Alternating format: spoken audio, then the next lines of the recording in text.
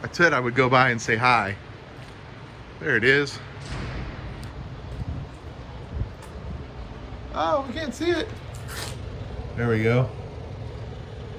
Well, I actually told Ari I would come by the Crossroads Hotel and give a wave to her installation, her temple installation. So it's right behind me through the glass. So I waved hi to it. It didn't seem to respond, but I can't wait to go and visit it. So hopefully soon we'll be able to come and check it out in person inside the hotel instead of out here on the street.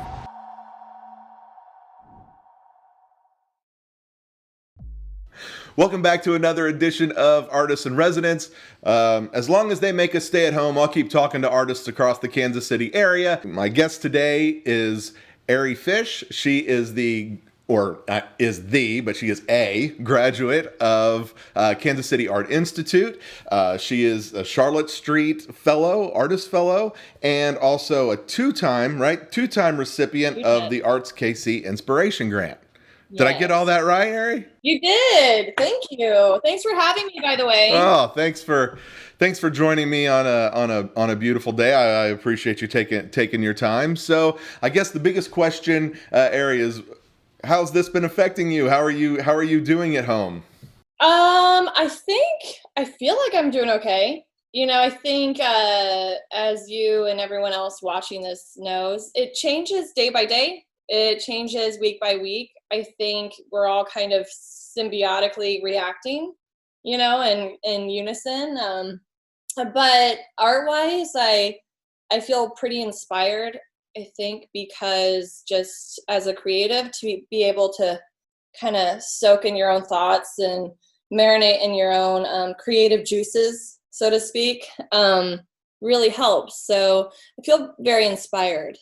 That's cool. What inspires me about looking at your work is you refuse to be pigeonholed, and I'm not even going to try. I go to Instagram, I go to your website, and even though you got your BFA in ceramics from the Kansas City Art Institute, if you think you're going to just find ceramics on any of your platforms or social media or artistic vision, people are sadly mistaken, right?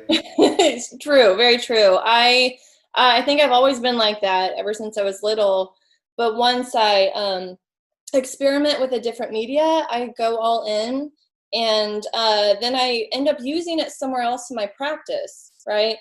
I try to keep it fresh and try to keep my practice fresh by incorporating different media and at a different pace too, because every media that you work with requires a different amount of attention to detail and timing. Ceramics is so different than sewing, but there's also a lot of similarities between the two. Drawing can be very immediate, but also it can take a month to make a very detailed drawing. The same with painting and even graphic design and making music and building temples, temporary installations. So it keeps it fresh and interesting for me, at least. Well, what's cool about it, and I want to ask you, as the artist, is when you are looking at different medium, do you have a different thought process for each medium or a different emotion? Like, do different mediums bring out different artistic sides in you? I think it does. It's funny. I always joke that my art is sponsored by the hardware store. You know? Just because I really like to hone in, like to find all the properties of a different media, even in paper, and making paper sculpture and cutting and folding. And it's the media that I work with at that specific time. There is there's always some sort of like symbology with the sort of materials that I choose. So it's all I don't tend to go into it with my audience. I kind of want them to come to their own conclusions outside of me.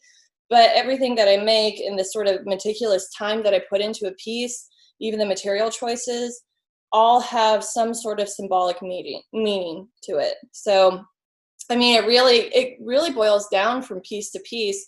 Why did I use paper here, and why did I use thick plastic, thick 5 milliliter plastic here, and why did I, use tissue paper here, or clay here, or wet clay, or even flour or cinnamon, you know what I mean? So there's all these sort of tiny symbols in the materials that I use.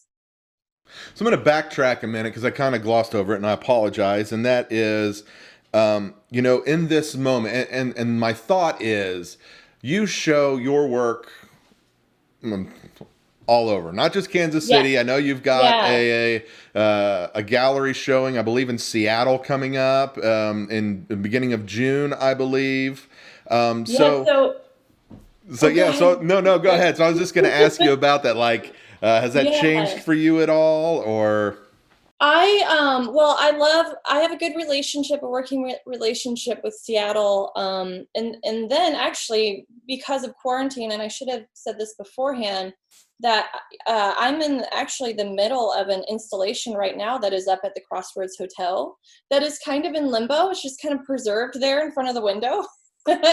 And my eighth temple was supposed to open on Friday in the middle of the Palm Springs or 29 Palms desert, and that has been put on hold too. So I it's kind of a time of repose and to really dial in where I want to be working and how I want to be working. And I hope to continue to show all around the world, and nationally, internationally, and in Kansas City too. But yeah, so those relationships really spurred from my contacts here in Kansas City, because we're everywhere. People born here, raised here, will move away, come back, travel around, and they want to engage other Kansas Cityans. And so I'm so lucky to have those connections all around the world. It's awesome, and I know we appreciate it. I know, I grew up in Kansas City. I'm a Kansas City, and I always will be, no matter where I'm Yes. at. But I know what I've always enjoyed about Kansas City. You're from Kansas City, no matter where you are, right? Yeah, You seriously. you have it in Yeah. you. So one question I have, which came up when you were just speaking about having installations halfway done, and are they even going to be able to have them? Yeah. Is that just disappointing to you as an artist? Is it upsetting? How does that make you feel as an artist? I think my my training in ceramics and my being a mother, where you just kind of see a project you've been working on just completely collapse, or you see your daughter's Lego sculpture just fall apart. You have to be flexible in this idea of like non or impermanence. So and always be flexible to change and understand that what doesn't happen now is going to happen again sometime in a different form. It doesn't just stop. These sort of projects, these energies don't just stop. They express themselves in different ways in the future. Yeah, this might speak to an even broader range of people post when we all get to go back and visit galleries Yeah. and the Crossroads Hotel.